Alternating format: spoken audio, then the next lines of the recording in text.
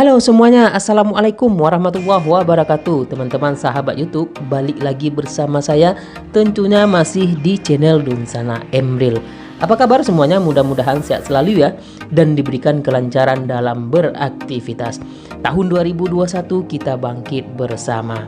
Nah, kali ini saya tinggalkan info sejenak terkait program bantuan pemerintah.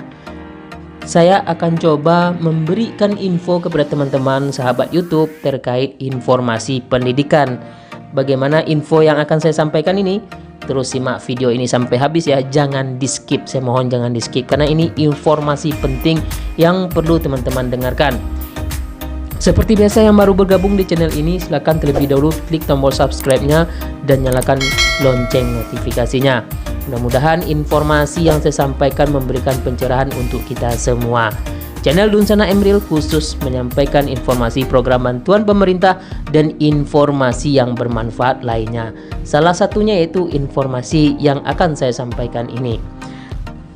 Di masa pandemi COVID-19 ini, Bapak Nadiem Makarim mengeluarkan surat edaran sebagai syarat untuk kelolosan tahun 2021 ini. Kemudian ujian kesetaraan, serta yang ketiga itu pelaksanaan ujian di masa pandemi COVID-19. Saya akan langsung saja to the point-nya, yaitu Menteri Pendidikan dan Kebudayaan, Surat Edaran Menteri Pendidikan dan Kebudayaan nomor 1 tahun 2021 tentang peniadaan ujian nasional dan ujian kesetaraan serta pelaksanaan ujian sekolah dalam masa darurat penyebaran coronavirus disease atau COVID-19. Surat edaran ini ditujukan langsung kepada gubernur, bupati, wali kota di seluruh Indonesia. Ada 5 dasar hukum, teman-teman bisa baca sendiri nanti ya. Saya akan menyampaikan poin pentingnya saja di sini. Kemudian surat edaran ini ada 9 isi dari surat edaran ini, 9 poin pentingnya terkait syarat kelulusan, kemudian peniadaan ujian nasional, kemudian tentang pelaksanaan ujian sekolah. Nah, saya akan bacakan dulu ya. Berkenaan dengan penyebaran corona atau COVID-19 yang semakin meningkat, maka perlu dilakukan langkah responsif yang mengutamakan keselamatan dan kesehatan lahir dan batin peserta didik, pendidik, dan tenaga kependidikan. Sehubungan dengan hal tersebut, bersama ini kami sampaikan terkait surat edaran ini yang telah ditandatangani oleh Bapak Nadiem Anwar Makarim pada tanggal 1 Februari tahun 2021. Yang pertama isinya, ujian nasional dan ujian kesetaraan tahun 2021 ditiadakan. Itu poin pentingnya, yaitu ditiadakan. Namun ditiadakan ini diganti dengan aktivitas atau kegiatan lain di masa pandemi COVID-19 ini, baik itu bersifat luring atau daring atau pembelajaran jarak jauh. Poin yang kedua, dengan ditiadakannya UN dan ujian kesetaraan tahun 2021 sebagaimana dimaksud pada angka 1 di atas, maka UN dan ujian kesetaraan tidak menjadi syarat kelolosan atau seleksi masuk ke jenjang pendidikan yang lebih tinggi. Ini termasuk bagi teman-teman kita saat ini ada SMA atau SMK untuk masuk ke perguruan tinggi. Untuk ujian nasional bukan sebagai syarat untuk kelulusan. Jadi itu poin pentingnya ya. Kemudian isi yang ketiga, peserta didik dinyatakan lulus dari satuan atau program pendidikan setelah ini syarat kelulusannya nih untuk dari peserta didik. Poin A, syarat kelulusannya menyelesaikan program pembelajaran di masa pandemi COVID-19 yang dibuktikan dengan rapor tiap semester. Kemudian poin B, memperoleh nilai sikap dan perilaku minimal baik. Poin C, mengikuti ujian yang diselenggarakan oleh satuan pendidikan. Kemudian poin keempat terkait tentang pelaksanaan ujian, uraian dari nomor 3 di atas tadi, huruf C. Yang A, portofolio berupa evaluasi atas nilai rapor, nilai sikap, perilaku, dan prestasi yang diperoleh, termasuk penghargaan, hasil perlombaan, dan sebagainya. Poin B, penugasan. Poin C, tes secara luring dan daring. Poin D, bentuk kegiatan penilaian lain yang ditetapkan oleh satuan pendidikan. Nah, ini pelaksanaan ujiannya, uraian dari poin 3 tadi ya, huruf C, mengikuti ujian yang diselenggarakan oleh satuan pendidikan.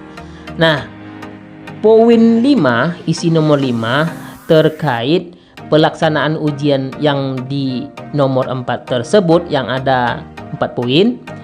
Untuk SMK itu bisa menyelaksanakan atau mengikuti ujian kompetensi keahlian sesuai dengan ketentuan peraturan perundang-undangan. Jadi untuk SMK bisa melaksanakan atau mengikuti uji kompetensi keahlian.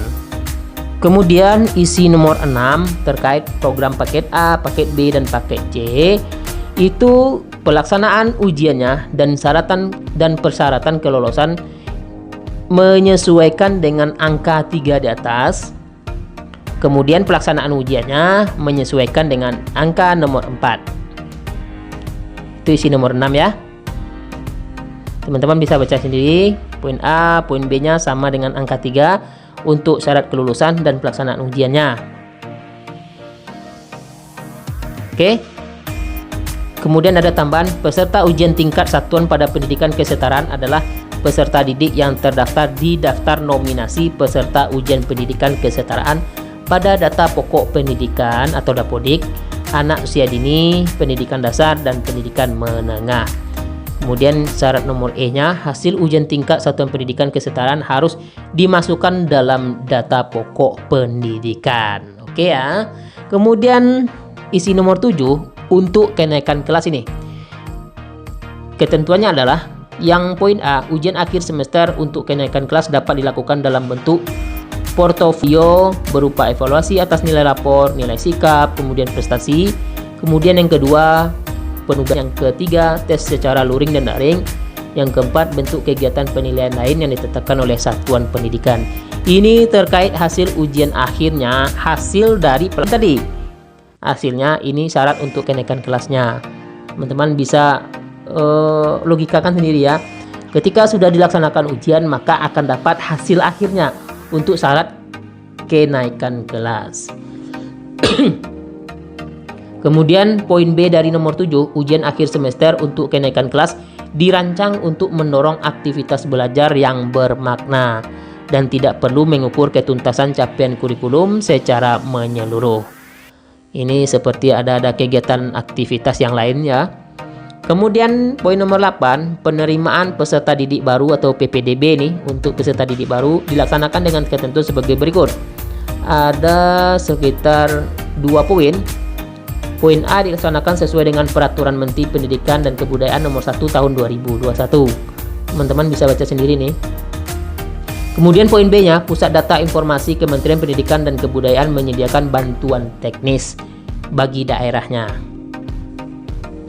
Kemudian poin 9 yang terakhir, isi dari surat edaran tersebut, ketentuan sebagaimana dimaksud pada angka 3 sampai 8 tadi, angka 3 tentang pelaksanaan ujian dan hasil ujian dan kenaikan kelasnya dilaksanakan sesuai dengan protokol kesehatan sebagaimana diatur dalam keputusan bersama Menteri Pendidikan dan Kebudayaan, Menteri Agama, Menteri Kesehatan, dan Menteri Dalam Negeri sesuai dengan nomor yang tertera di dalam layar ini. Teman-teman bisa baca sendiri nanti ya.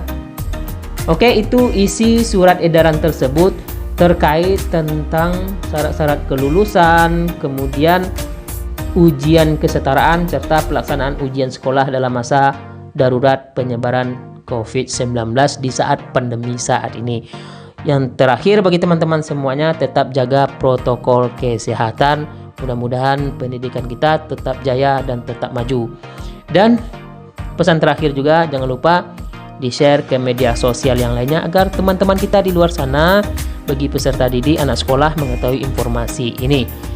Yang jelas, tetap jaga protokol kesehatan. Teman-teman semuanya belajar dengan cermat dan penuh semangat.